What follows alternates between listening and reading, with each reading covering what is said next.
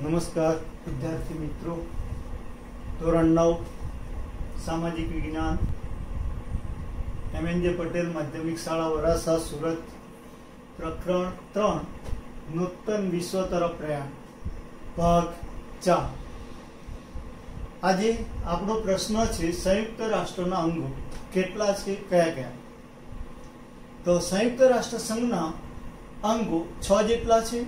સામાન્ય સભા, સલામતી સમિતિ, આર્થિક સામાજિક સમિતિ, વાલીપણા સમિતિ, આંતરરાષ્ટ્રીય અદાલત અને સચિવાલય, એટલા 6 અંગો આવેલા છે। બરાબર? તો એ 6 અંગોને આપણે ખાસ સમજવાનું રહે છે। એમાં સામાન્ય સભા એ ખૂબ મહત્વનું અંગ ગણાય છે। સંયુક્ત રાષ્ટ્ર સંઘમાં 193 દેશો છે, 193 જેટલા દેશો જોડાયેલા છે। દરેક દેશ ઓછામાં ઓછા 5 સભ્યો આ સમિતિમાં સભામાં મોકલે છે। કયા? સામાન્ય સભામાં મોકલવાના હોય છે દરેક દેશે। આ સામાન્ય સભામાં જ્યારે કોઈ મહત્વનો નિર્ણય લેવામાં આવે છે, એ નિર્ણય વખતે આ 5 સભ્યો જે મતદાન કરે એમાંથી ફક્ત મત એક જ ગણવામાં આવે છે। 5 સભ્યોનો જે મતદાન થાય એને એક જ મત ગણતરી તરીકે લેવામાં આવે છે। બરાબર? તો આ સલામતી સમિતિ છે, એ સલામતી સમિતિ કોઈ પણ દેશને સભ્ય થવા માટે ભલામણ કરે। સલામતી સમિતિ કોઈ પણ દેશ નવા સભ્ય તરીકે સંયુક્ત રાષ્ટ્રમાં જોડાવા માંગતો હોય તો તે માટેની ભલામણ કરે ત્યારે સામાન્ય સભા એને આ સલામતી સંયુક્ત રાષ્ટ્ર સંઘમાં સભ્ય તરીકે દાખલ કરે છે। આ જ રીતે કોઈ પણ સભ્ય સંયુક્ત રાષ્ટ્ર સંઘમાંથી દૂર અથવા હટી જવા માંગતો હોય તો આ સલામતી સમિતિની ભલામણને અનુસાર એને આ સંયુક્ત રાષ્ટ્ર સંઘમાંથી સભ્ય તરીકે દૂર કરી શકે છે। બરાબર? એટલે આ સામાન્ય સભા અને સલામતી સમિતિ બંનેના સંયોજનથી કોઈ પણ દેશને સભ્ય તરીકે અને સભ્યપદ દૂર કરવા માટેની કાર્યવાહી કરવામાં આવે છે। એટલે તે તમને જોવા મળે છે। એનું મુખ્ય કેન્દ્ર અમેરિકાના ન્યુયોર્ક શહેરની અંદર આવેલું છે। બરાબર? એનું કાર્ય શું? તો દરેક દેશની પ્રજા શાંતિ સલામતી જળવાય, એ પોતાનો વિકાસ સાધી શકે। બરાબર? તેમજ એ દેશની જરૂરી સુવિધાઓ અને બધા દેશો વચ્ચે મૈત્રીભર્યા સંબંધો સ્થાપિત થાય તે માટે મહત્વનું કાર્ય કરે છે બધા દેશો વચ્ચે। આ ઉપરાંત કોઈ પણ દેશો વચ્ચેના કોઈ પણ પ્રકારના પ્રશ્નો હોય અને સંયુક્ત રાષ્ટ્ર સંઘ દ્વારા ઉકેલવા માંગતા હોય તો તેવા સભ્ય દેશોને એ પ્રશ્નો હલ કરવામાં મદદરૂપ થાય છે।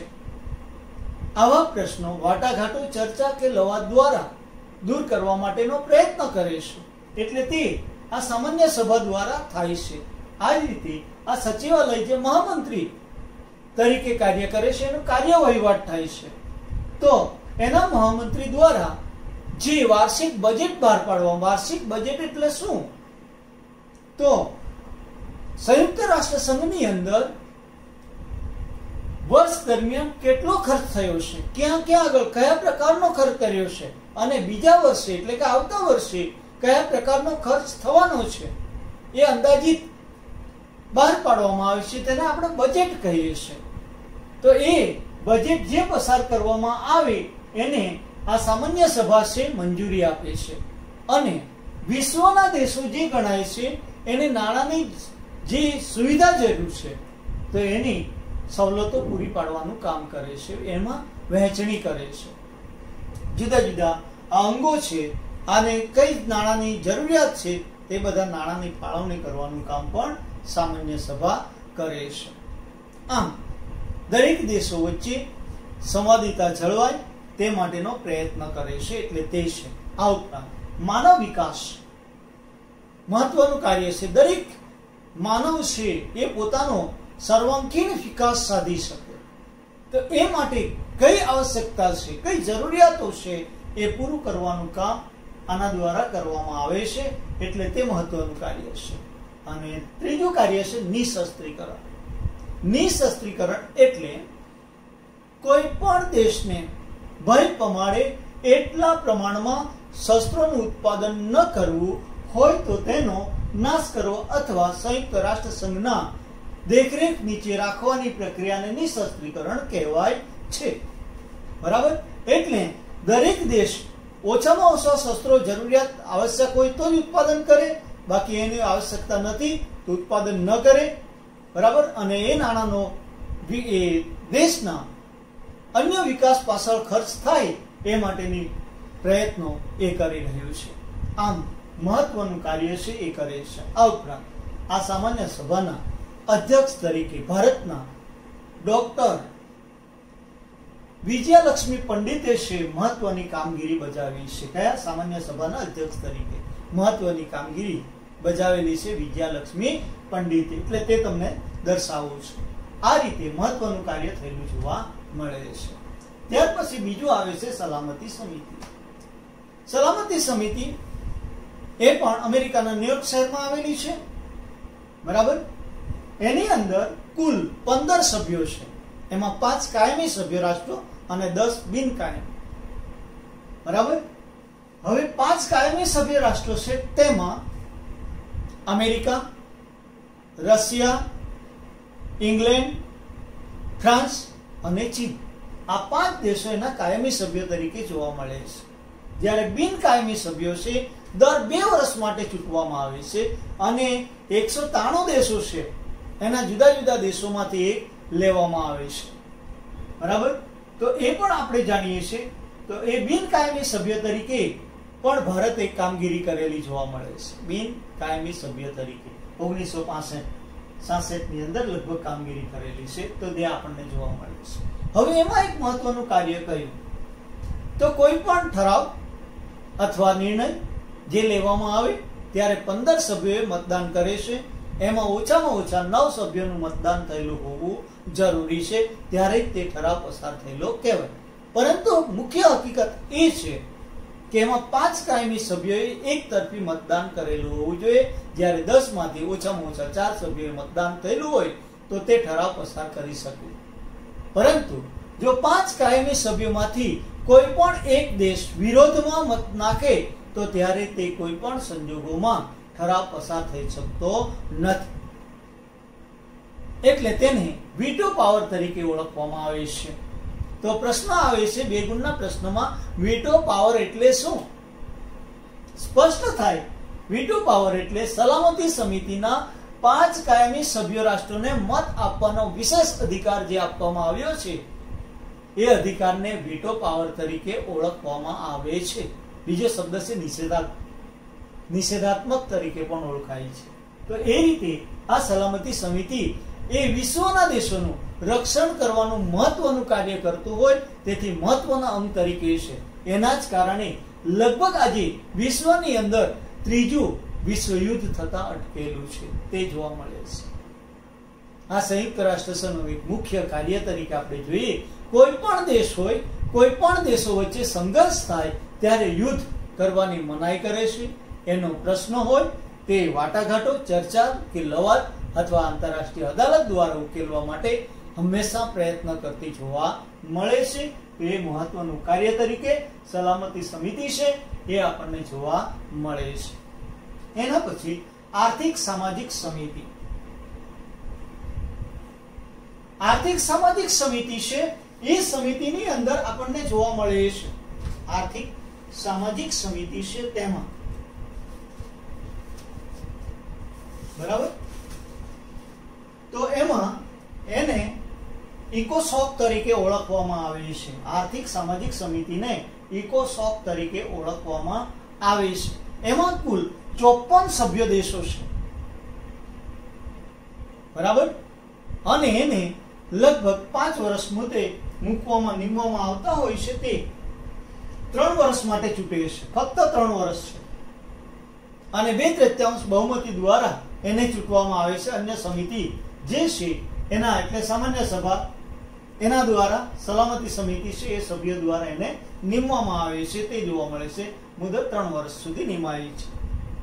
એ આર્થિક સામાજિક સમિતિના આપણે જે અધ્યક્ષ તરીકે જે કામગીરી કરી છે તે રામાસ્વામી મુદલિયાર છે. રામાસ્વામી મુદલિયા ભારતના એ વ્યક્તિ એની અંદર મદદગારી કરેલી છે એટલે તે આપણને જોવા મળે છે મહત્વના કાર્ય તરીકે. એટલે એ આપણે જોઈ શકીએ છીએ. બરાબર. તો એ એક મહત્વનું કાર્ય છે એનું. અને વિશ્વની અંદર દરેક લોકોનું સ્વાસ્થ્ય આરોગ્ય જળવાય તે માટેનો પ્રયત્ન કરતી જોવા મળે છે. એના જુદા જુદા અંગો છે. એ અંગોની અંદર WHO આવે. WHO એટલે વિશ્વ આરોગ્ય સંસ્થા. બરાબર. એનું પણ નેધરલેન્ડના હેક્સ એ આપણે સ્વિટ્ઝરલેન્ડના જીનીવા શહેરની અંદર એનું મુખ્ય મથક છે. 7 એપ્રિલ 1948 માં આ સંસ્થાની સ્થાપના કરવામાં આવી છે આર્થિક સામાજિક સમિતિના એક ભાગ સ્વરૂપે. વિશ્વના બધા જ દેશોના લોકો છે જે આપણે સંયુક્ત રાષ્ટ્ર સંઘમાં જોડાયા છે એ તમામ સભ્ય દેશોને એ જે દવાઓ પૂરી પાડવા, જરૂરિયાતમંદો અને સુવિધાઓ અને આરોગ્ય જળવાય, પર્યાવરણની જાળવણી થાય તે માટેનું મહત્વનું કાર્ય આ સંસ્થા દ્વારા કરવામાં આવે છે. એટલે એ મહત્વનું કાર્ય વિશ્વ આરોગ્ય સંસ્થા કરી રહ્યું છે. બરાબર. એમના પ્રયત્નોથી તમે જાણો છો આજે વિશ્વની અંદર શીતળા જેવો જે ભયંકર રોગ હતો એ વિશ્વમાંથી નાબૂદ થયેલો જોવા મળે છે. ત્યાર પછી IMF આંતરરાષ્ટ્રીય બેંક અને નાણાં ભંડોળ. આંતરરાષ્ટ્રીય બેંકમાં બે છે, આંતરરાષ્ટ્રીય નાણાં ભંડોળ અને વિશ્વ બેંક આવેલી છે. વિશ્વ બેંક એ લાંબા ગાળાનું ધિરાણ કરે છે ત્યારે નાણાં ભંડોળ આંતરરાષ્ટ્રીય નાણાં ભંડોળ છે એ ટૂંકા ગાળાનું ધિરાણ કરે છે. ધિરાણ એટલે વ્યાજે પૈસા આપે છે. વિશ્વ બેંક છે એ મોટા પાયા ઉપર જે લાંબા ગાળાનું ધિરાણ એટલા માટે આપે છે કે મોટો પ્રોજેક્ટ હોય એના માટે નાણાંની જરૂરિયાત હોય એવા દેશો. દાખલા તરીકે આપણે ગુજરાતની અંદર નર્મદા યોજના હાથ ધરવામાં આવી. એની પાછળ નાણાંની આવશ્યકતા ઘણી હતી અને લાંબા ગાળે એમાંથી ઉપજ મળે એમ હતું. એટલે એમાં આવો કઈ મોટા પ્રોજેક્ટ હોય તે માટે સહાય વિશ્વ બેંક આપે છે. જ્યારે ટૂંકા 2-3 વર્ષ માટે એ આંતરરાષ્ટ્રીય નાણાં ભંડોળ છે તેમાંથી આપે છે. અને એ રીતે જે તે દેશને સહાયરૂપ બની એ દેશનો વિકાસ સાધવાનો એ મુખ્ય આશય છે તે જોવા મળે છે. આંતરરાષ્ટ્રીય બેંક અને નાણાં ભંડોળની સ્થાપના 27 ડિસેમ્બર 1945 માં કરવામાં આવી છે. એનું મુખ્ય કેન્દ્ર વોશિંગ્ટન ખાતે આવેલું છે એટલે અમેરિકાની અંદર જોવા મળે છે. એટલે તે આપણે જોઈ શકીએ છીએ. ત્યાર પછી ત્રીજી જે સંસ્થા છે FAO જે આંતરરાષ્ટ્રીય ખાદ્ય અને કૃષિ સંસ્થા તરીકે ઓળખવામાં આવે છે. એ સંસ્થાની સ્થાપના 16 ઓક્ટોબર 1945 માં કરવામાં આવી છે. એનું મુખ્ય કેન્દ્ર ઇટાલીના રોમ શહેરની અંદર આવેલું છે. આંતરરાષ્ટ્રીય ક્ષેત્રે જે જુદા જુદા ખાદ્ય એટલે આપણે જે ખોરાક છે એ ખોરાક અંગે માપદંડ નક્કી કરે છે અને એ માપદંડને આધારે જુદા જુદા લોકોને મળી રહે એ જરૂરી છે. જો એમાં કોઈ ભેળસેળ કે અન્ય હોય તો એના સામે એ પગલાં લઈ શકે છે. એટલે તે બાબત આપવામાં આવી છે. અને કૃષિ સંસ્થા એટલે કૃષિ ક્ષેત્રે વિકાસ સાધવા માટે નવા બિયારણો, જંતુનાશક દવાઓ, રાસાયણિક ખાતરો કે કઈ રીતે ખેતી કરવી એ અંગેનું જુદી જુદી રીતે માર્ગદર્શન પૂરું પાડવાનું કાર્ય છે. જરૂર જણાય ત્યાં આગળ અન્ય સેવાઓ પણ પૂરી પાડીને આ રીતે આ દરેક દેશની અંદર પૂરતા પ્રમાણમાં અનાજનો જથ્થો જળવાઈ રહે તે માટેનો પ્રયત્ન કરે છે. બરાબર. આ જ રીતે ILO આંતરરાષ્ટ્રીય મજૂર સંસ્થા છે. એની સ્થાપના 29 ઓક્ટોબર 1919 માં કરવામાં આવી છે અને એનું મુખ્ય કેન્દ્ર પણ સ્વિટ્ઝરલેન્ડના જીનીવા શહેરની અંદર આવેલું છે. બરાબર. આ આંતરરાષ્ટ્રીય મજૂર સંસ્થા છે એ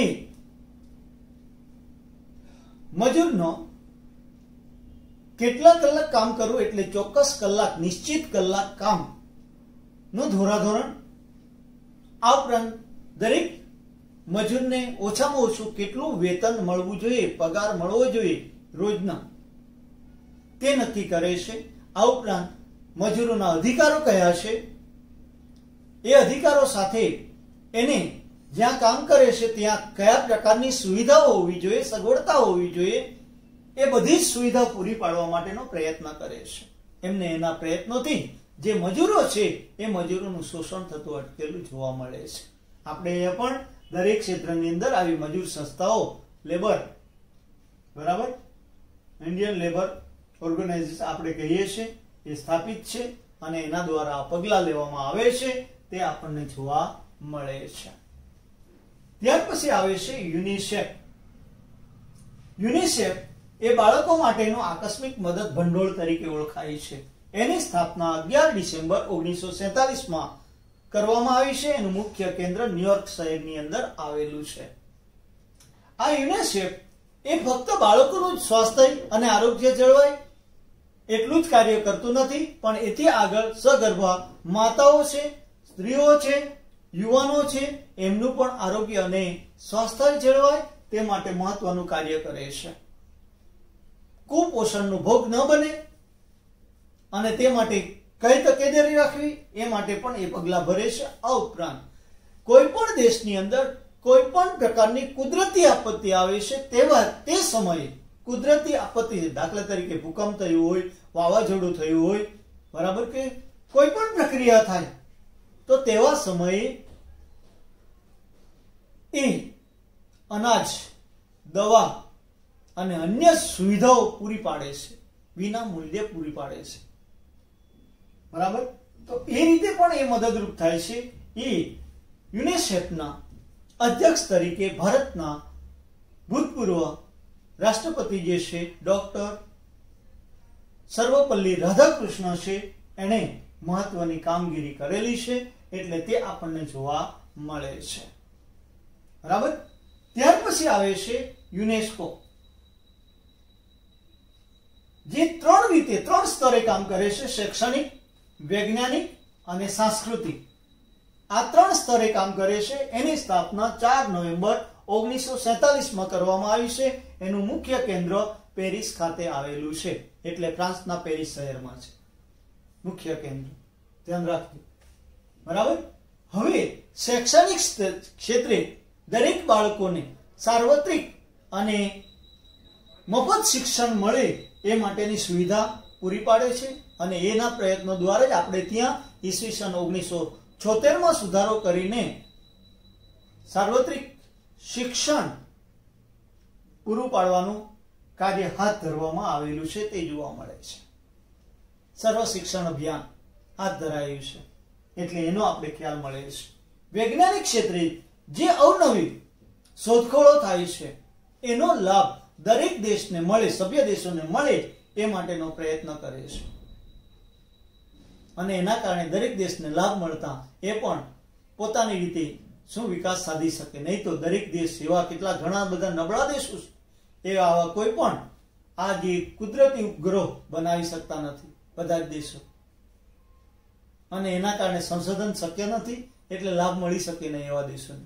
તો આવા દેશોને પણ એનો લાભ મળે તે માટેનો પ્રયત્ન કરે છે, બરાબર. આ જ રીતે ત્રીજી પ્રક્રિયા છે સાંસ્કૃતિક. સાંસ્કૃતિક વારસો એ ખૂબ મહામૂલ્ય વારસો છે, દરેક દેશનો છે. એની ભાષા, લિપિ, સંસ્કૃતિ જે છે, પહેરવેશ, ખોરાક, બરાબર, એ છે. આ ઉપરાંત એના જે ત્યાંના મકાનો છે, ઇમારતો છે, કિલ્લાઓ છે, મંદિરો, મસ્જિદો, જે કંઈક છે, ઉત્ખનન કરેલા સ્થળો છે, ઐતિહાસિક સ્થળો હોય, આ બધાનું જાળવણી કરવાનું કાર્ય એમના દ્વારા કરવામાં આવે છે. લગભગ આ યુનેસ્કો છે એ સંસ્થાની પ્રક્રિયા દ્વારા આપણા 5000 જેટલા સ્મારકોમાંથી લગભગ 24 જેટલા સ્મારકોને આંતરરાષ્ટ્રીય સ્મારક તરીકે જાહેર કરવામાં આવેલા છે, અને એ બધી પ્રક્રિયા દ્વારા એ મહત્વનું કામ આ રીતે કરે છે, બરાબર. એટલે એ રીતે શૈક્ષણિક, વૈજ્ઞાનિક અને સાંસ્કૃતિક આમ 3 ક્ષેત્રે વિકાસ સાધવાનું કાર્ય આ યુનેસ્કો નામની સંસ્થા દ્વારા કરવામાં આવે છે, એ આપણે જોઈ શકીએ છીએ. ત્યાર પછી વાલીપણા સમિતિ. જેમ આપણે જાણીએ છીએ, બાળક છે જન્મ પછી એના માતા પિતા મૃત્યુ પામે ત્યારે એનો ઉછેર એના ભાઈ, મોટા ભાઈ હોય તે, અથવા તો નાના ભાઈ, કાકા કે કાકી જે કોઈ હોય એ, અથવા તો મામા કે માસી દ્વારા કરવામાં આવે તો એ જે એનો ઉછેર કરે તે વાલી ગણાય. તેવી જ રીતે 1945 ના બીજા વિશ્વયુદ્ધ પછી કેટલાક એવા દેશો હતા, એવા દેશો જે પોતાની રીતે પગભર થઈ શકે એમ ન હતા, તેમજ એ દેશનો વહીવટ પણ કરી શકે એમ ન હતા. તેનું સંચાલન કરવા માટે અને એવા દેશોને વિકાસ કરવા માટે આપણે અહીંયા સલામતી છે સમિતિના 5 કાયમી સભ્ય રાષ્ટ્રો છે, જેમાં અમેરિકા, રશિયા, ઇંગ્લેન્ડ, ફ્રાન્સ અને ચીન એમના નીચે મૂકવામાં આવ્યા. બરાબર, જેને આંતરરાષ્ટ્રીય વાલીપણા સમિતિ તરીકે આપણે ઓળખીએ છીએ. અને એમણે ઘણા એવા દેશોને આઝાદી અપાવવામાં પણ મહત્વની કામગીરી કરી અને આ ઉપરાંત એવા દેશો જે નબળા હતા એના વિકાસ માટેના પગલાં લઈ અને પગભર કરેલા જોવા મળે છે. આ રીતે વાલીપણા સમિતિ એક મહત્વનું કાર્ય કર્યું છે તે જોવા મળે છે. ત્યાર પછી આવે છે આંતરરાષ્ટ્રીય અદાલત. તો આંતરરાષ્ટ્રીય અદાલત એટલે વિશ્વ અદાલત તરીકે ઓળખાય છે. આ અદાલત નેધરલેન્ડના હેગ શહેરમાં છે. એ અદાલતના ન્યાયાધીશો 9 વર્ષ માટે ચૂંટવામાં આવે છે. બરાબર, એ અદાલતના ન્યાયાધીશો છે 9 વર્ષ માટે ચૂંટાય છે. ન્યાયાધીશ, મુખ્ય ન્યાયાધીશ. બરાબર, અને આ અદાલત દ્વારા જે કોઈ પ્રશ્ન હોય આંતરરાષ્ટ્રીય ક્ષેત્રે કોઈ પણ દેશનો, એ પ્રશ્નનો ઉકેલ આપવા માટે, આ ઉપરાંત કોઈ પણ દેશને માર્ગદર્શનની આવશ્યકતા હોય તે માર્ગદર્શન પૂરું પાડવાનું કામ કરે છે. ખૂબ મહત્વનું કાર્ય છે. કોઈ પણ દેશ છે એ પ્રશ્ન વાટાઘાટો ચર્ચા દ્વારા ન ઉકેલ આવે ત્યારે આવા પ્રશ્નનો ઉકેલ આ અદાલતમાં જઈ જે સ્વેચ્છાએ જે દેશો જાય એનો ઉકેલ આપવાનું કામ કરે છે અને માર્ગદર્શનની આવશ્યકતા હોય તે માર્ગદર્શન પૂરું પાડે છે અને એ રીતે મહત્વનું કાર્ય કરતું જોવા મળે છે. એટલે તે મહત્વનું કાર્ય છે. એના મુખ્ય ન્યાયાધીશ તરીકે આપણે એના જે છે 2 વ્યક્તિઓએ મહત્વની કામગીરી કરી છે. એક છે નરેન્દ્રસિંહ, ડોક્ટર નરેન્દ્રસિંહ અને ન્યાયાધીશ R.S. પાઠક. ન્યાયાધીશ R.S. પાઠકે આંતરરાષ્ટ્રીય અદાલતમાં મહત્વની કામગીરી કરી છે. ભારતના આ ન્યાયાધીશો છે એમણે પણ. બરાબર, તો તે આપણને જોવા મળે છે. અને છેલ્લે આવે છે સચિવાલય.